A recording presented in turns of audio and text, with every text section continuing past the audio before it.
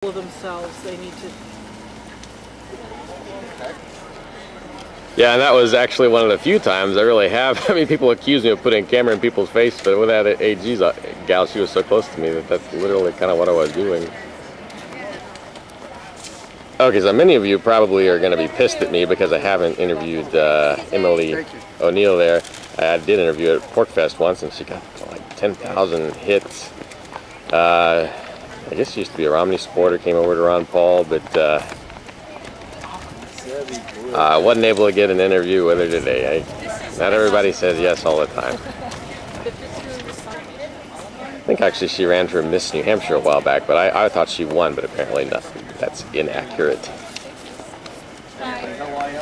So one of the things that's kind of nice about the Bedford polling place is that there's always a lot of people here, even if it's a primary, not because there's a large voter turnout, but because because of the fact that there's only one polling place in Bedford, and people are funny,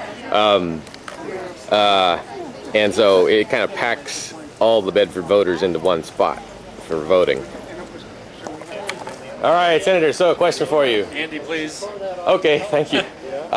Maybe I've heard this wrong, but the impression out there is that you sent a letter to a marijuana supporter that was taken as being a little bit threatening. Am I misrepresenting in any way what happened? Yeah, it's obviously more complicated than putting in the press in a 2-minute answer. The person who responded to it isn't anyone that I know, but I'll be happy to talk to you at some point when we have time, but not standing here at the poll today, but at some point I'll be happy to come. So someone else made the comment that you were being accused of?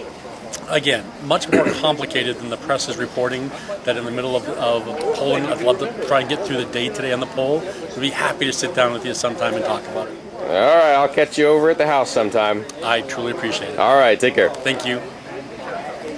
So apparently the AG's lady did get, actually, she wound up getting sicked on the other side, so maybe there is a degree of fairness going on.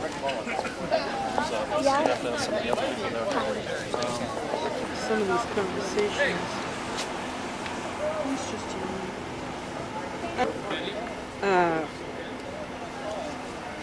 I'm listening.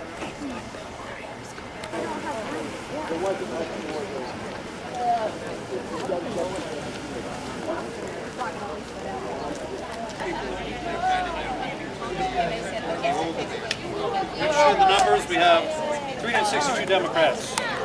You're Brian. Brian, hi. Hi, Mary Atwell. Hi, Mary. Nice to meet you, Brian Brian. Shaughnessy. Yeah. Yeah, we got 2875 total voters, which is on pace. Well, they said 20%. That's what Gardner was predicting. 20% for us is about 3,000, so we'll go north of 20%. That gentleman is the new town moderator. Well, it's... I mean, for the Democrats... Oh, Mr. Shaughnessy, I've got a question for you. Yes. I understand that there is some conflict as to regards to whether a person can leave a sign, like lying down or lying up against something. What is actually the rule on that? The Attorney General's office interprets the statute, says that you cannot, it's RSA 664-17, and that statute says you cannot affix a sign to public property.